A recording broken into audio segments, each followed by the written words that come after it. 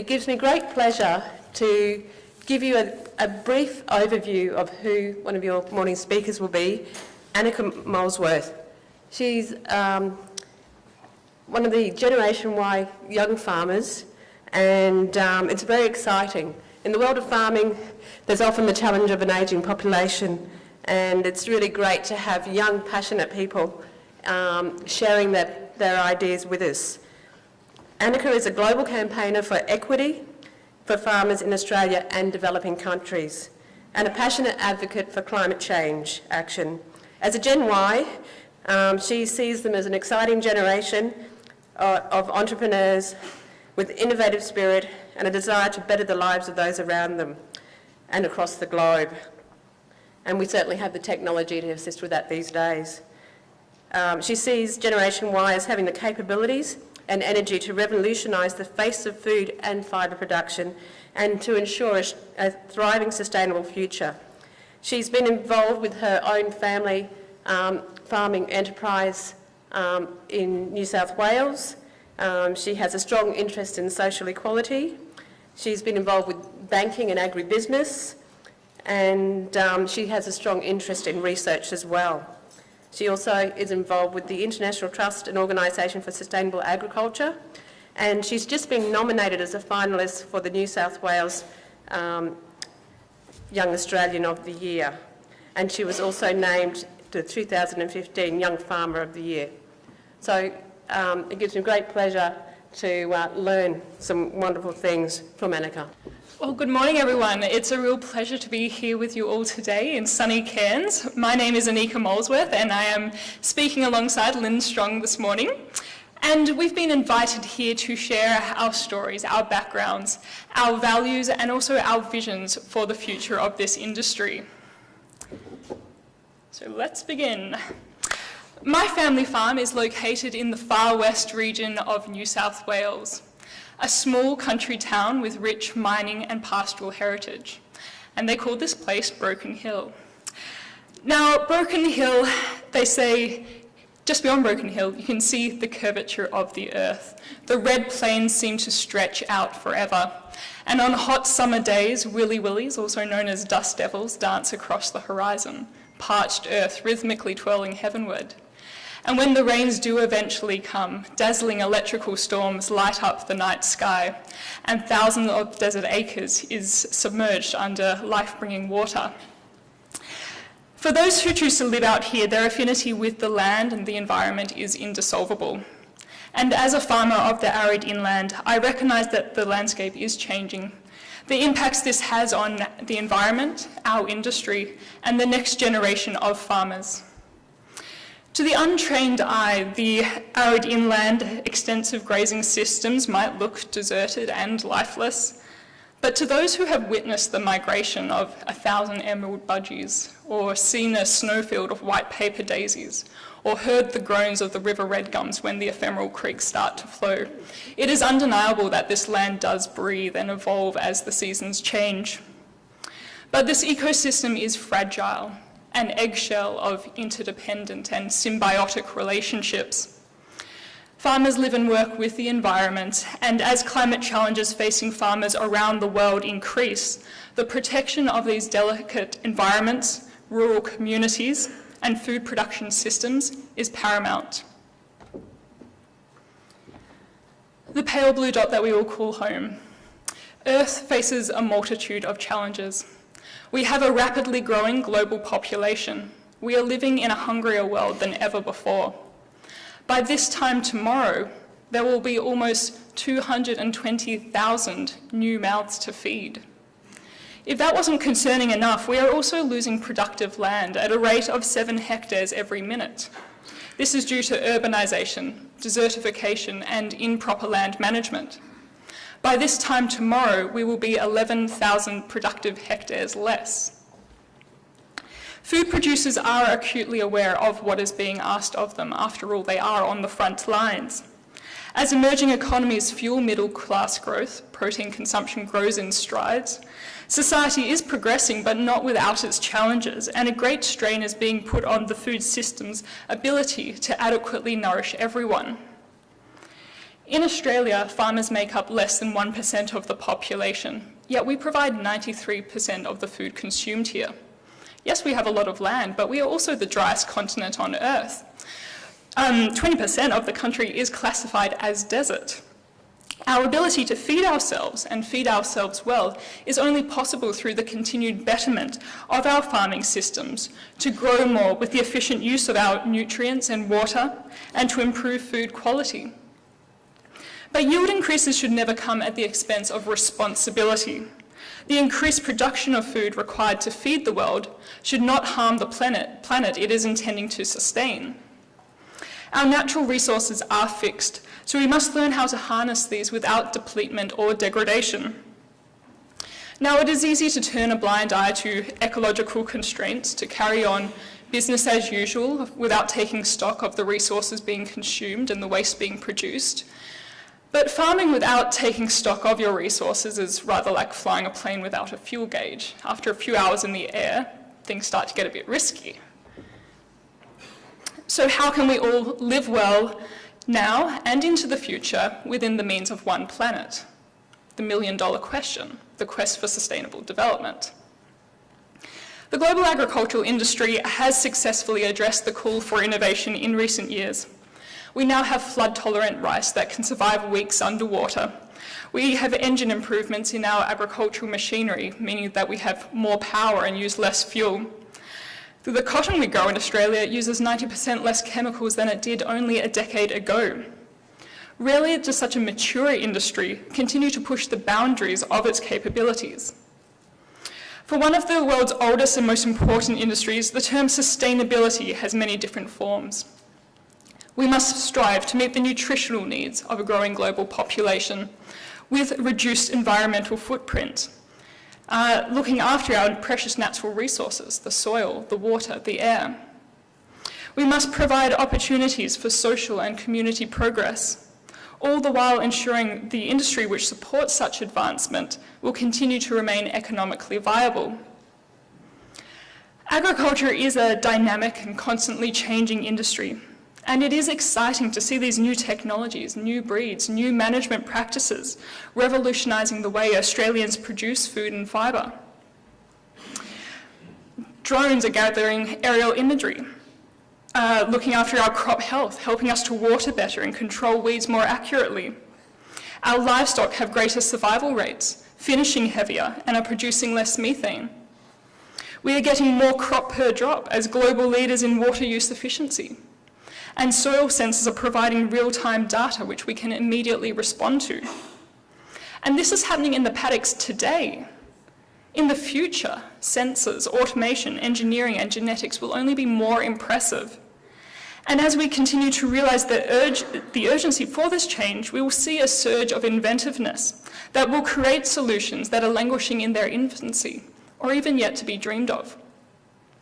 So how much progress could your lifetime contain? We decide, and it's not just by the scope of our ambition, but by the breadth of our research, the quality of our planning, and the calibre of our leadership. So my family purchased our outback sheep station in the year 2000, the start of the decade-long millennium drought. A word for the wise, not the best time to buy a farm. And it was immediately apparent to me how interconnected different components of the farming system actually are. As we all know, when the rain doesn't fall, the vegetation doesn't grow, livestock are sold at reduced weights, crop yields are not achieved, less money in the farmer's pocket means they search for off-farm employment, shops and schools in rural towns close. Now, the far west of New South Wales is naturally a hot and dry bioregion. It is an ancient landscape, a challenging one, and an extremely fragile environment. This region is projected to become hotter and drier. Some of Australia's leading climate change researchers have estimated 60 years left of viable farming in this region. 60 years. For me, someone who dreams of taking on the family farm, that is terribly sobering. The millennium drought was the impetus for me to pursue a career in how to build resilience in vulnerable farming systems to the challenges we face now and the challenges of the future. When I'm not at home on the family farm, I spend a lot of my time in Southeast Asia, working with some of the world's poorest farmers. Farmers in Laos and Cambodia have low adaptive capacity due to their limited resources. They have limited finances, limited labour, scarce water resources, poor soil fertility and small land sizes. They also face social and political challenges, luxuries that many of us take for granted, like gender equality, the ability for a female to get a bank loan, the opportunity for a child to go to school, the access to a doctor when we are sick. But it amazes me that these farmers I work with, who have no formal education, can tell me exactly the number of days that the dry season is extending each year, or describe to me the insects that they have never seen before, which are now eating their crops. They know exactly how their climate and their world is changing. For the world's most vulnerable farmers, life is a high-wire act with no safety nets. One stroke of bad luck, a drought, a flood, pest outbreak, or family illness, and they tumble further into hardship.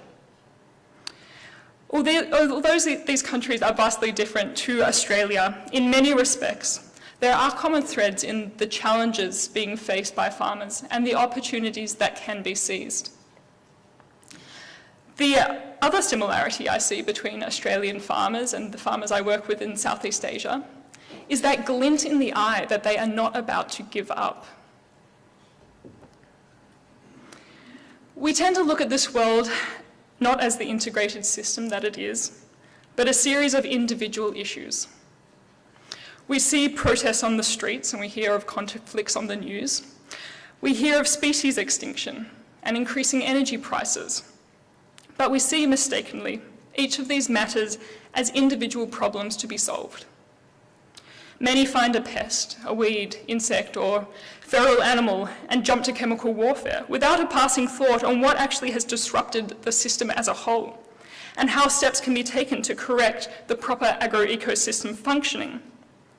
Tackling challenges with narrow perspectives and short-term vision only leads to continued fragmentation.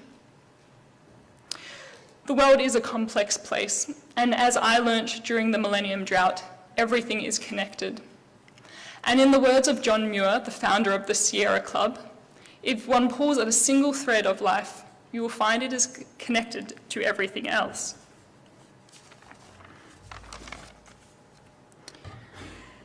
Farming sustainably requires good information, adaptability, support networks, and a fire in the belly to strive forward even when the odds are not in one's favour. Every day I count my lucky stars that I was born into these shoes, that I am a young Australian farmer, and I am so proud to be part of a community that is leading the world in problem solving and devising agricultural best practices. Here we have the ability to shape our futures, to recognise risks, to identify opportunities, and make well-informed decisions. In Australia, we have access to some of the world's greatest minds, awe-inspiring technology, and abundant natural resources that we can harness with our skills and wisdom. For instance, we are the sunniest and one of the windiest continents on Earth. There is huge potential for solar and wind energy to be running our businesses and providing farmers with a secondary and stable source of income. Farmers have long since fed and clothed the world. Now it is time we help power it as well. The fact that we are still mining coal, an unspeakably damaging fossil fuel, our world propped up by a finite resource, is seriously short-sighted. To my surprise, research has shown that reducing net carbon dioxide emissions from the economy is actually reasonably easy and pretty cheap. Not very cheap, but definitely less expensive than a collapsing civilization. And I didn't work that out precisely, but I hear that one's fairly expensive. So change will occur inevitably in our rural communities and the surrounding environment. But what will differ is our acceptance to change, the ease of transition, and the direction of change. The world is rapidly transforming, and with it, new doors are opening. And as a young farmer, I am excited. The spirit of problem solving runs deep within agriculture. Give a farmer a pair of pliers and some wire, and they can fix almost anything. But we cannot tackle the challenges of the 21st century with 20th century thinking and technologies. We are all in this together, so we need to engage everyone, all stakeholders, and people of all ages, to work effectively towards a common vision. And bright young minds need to be part of that solution as we seek new information, a better understanding of how our world works and human interaction with it. Young farmers are the land managers of the future, and they need a seat at the decision-making table, their voices heard and their visions embraced. Seeking a better path is in our veins and has brought Australian agriculture to the forefront of innovation. We are using drones, satellites, robotics and genetics to improve production efficiencies. We are better educated, networked and connected than ever before. We should be proud of the quality and quantity of food we are able to grow in Australia, and these advancements are only set to continue. Young farmers have the energy and the drive to make real change. As the world faces unprecedented obstacles, we need people like this facing them head on. Not only because bright young minds can come up with the solution, but it is the next generation that will be most greatly impacted by the decisions we make today. How wonderful it would be if we promoted agriculture as the exciting and dynamic industry that it is, and encouraged young people to look past the great dividing range and explore what opportunities lie in rural and regional Australia. Because those involved in the improvement of this industry are making a meaningful contribution to food security, the protection of natural habitats and wildlife, and the vibrancy of our rural communities. That young people who have grown up with technologies like computers and smartphones, who communicate daily with their peers around the world, are given the platform to help shape this industry, because they have a vested interest in designing truly sustainable productive systems. When I was born, a mere 28 years ago, there were 5 billion people on this planet. Today, there are 7.4. If I live to 80 years old, I will be sharing it with 9.5 billion others. For those of us involved in the agricultural industry, who manage natural resources, who feed and clothe the world, and do this in unparalleled times, we have great challenges on our hands and a great responsibility to face them defiantly so they are overcome. We need to act like the future depends on it, and we need to act like we only have one planet. And now I'm going to hand over to Lynn. Thanks very much.